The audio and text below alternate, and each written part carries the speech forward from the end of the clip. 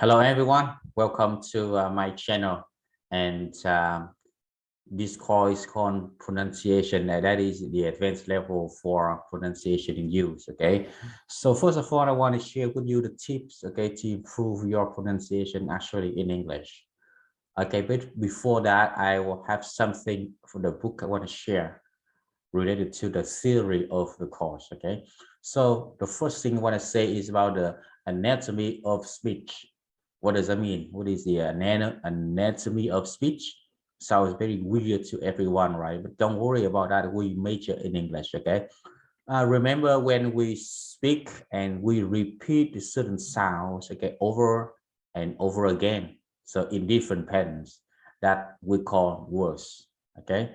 And the muscles of our mouth develop patterns and habits through this repetition. So talking is like bodybuilding, okay, for the mouth, and it's very regular workout, okay. So don't worry. So and we have to understand that we have to understand how our voice works, okay.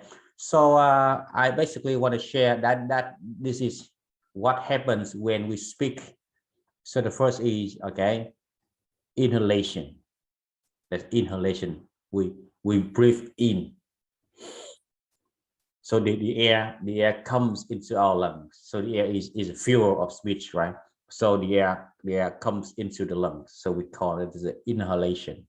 And then opposite of it, we have the exhalation. So we start to breathe out. So inhalation in and exhalation out. It's like we are practicing kung fu. Okay, yeah, and that's a voice. And then we go to voicing. So as the air moves through the larynx. Okay, the larynx, I tell later about the larynx. The vocal folds, okay, vibrate and turn it into sound. Okay, so voicing, the sound. And then number four is resonance. Resonance in the sound gets uh, like when it vibrate the body. So like yeah, amplified. Yeah. So there's a resonance, and then articulations. Then the mouth moves to create individual speech sounds, which combine to make words. So that's articulation. Okay. So yeah. Uh, Now I just continue to talk to you about the larynx. So I told you about the larynx. The larynx is another name for the voice box. So sometimes you can say you call it the Adam's apple. It's funny, okay? So remember when you this is the larynx, okay? So when you put your hand on the larynx, like here in front of your neck, and then you say some R, so R, all right, and you feel like it's vibration under your hand, all right?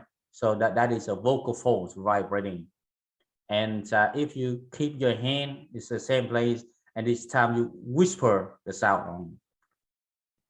Okay, now you won't feel any vibration because the air is passing straight through the vocal folds. Okay, so it's a now let's practice with this consonant pair. Like we say s and z, and z. Like put your hand on the larynx and say the sound zoo, zoo. Okay, so we feel here the vibration under your hand, right? Zoo. Okay, and then keep your hand on the layering here. So whisper sound. Zzz. So then you when you whisper the sound, so you will not feel any vibration under your hand. So yeah, so say a whisper z is like a whisper z is this is that is whisper is a whisper sound. And then z is a voice. Okay, is unvoiced. I'm sorry. Okay. Oh, it sounds very. And then articulator is the articulators are the parts of the mouth that are responsible for turning sound into speech. So we have two kinds. So fixed articulators and mobile articulators. Okay, and the fixed articulators are made by bone. Okay, they form part of the skull and so they cannot move them and train them to do something different. So yeah, don't worry about it. If you don't understand, don't worry. Okay, just keep watching it. And the next thing is the mobile articulators can move because they are muscles. So the muscle, their tongues, the lips, and the soft, yeah, things that here. Okay, yeah. And then we talk about the lips. Okay, remember the lips, the tongue. The tongue is the most. The tongue is the most important articulator.